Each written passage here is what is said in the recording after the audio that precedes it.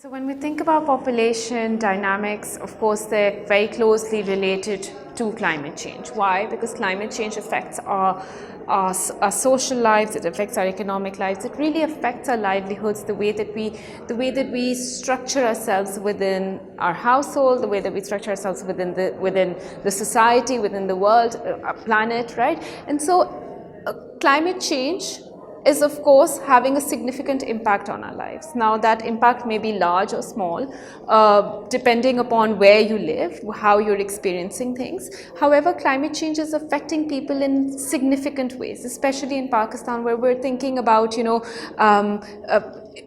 where we're looking at one disaster after the other, and so there are certain people who have to move from one place to the other, right? But so essentially migration induced by climate change disasters.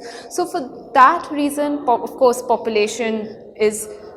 population dynamics are closely tied and interrelated with the problems of climate change.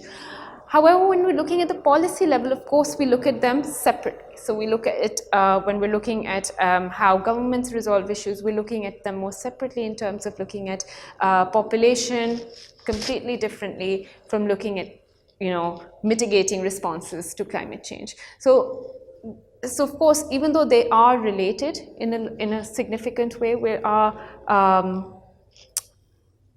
we need to look at the two together as well, right? So because climate change is leading towards a lot of impacts on population in terms of where they should move, where they will have to move, and so on, especially in cases where there is sea level rise in countries, where a large-scaled population has to migrate to, inland to essentially counter that sea level rise. And so, of course, they're very related, but when we're looking at the policy front, they're looked at rather separately.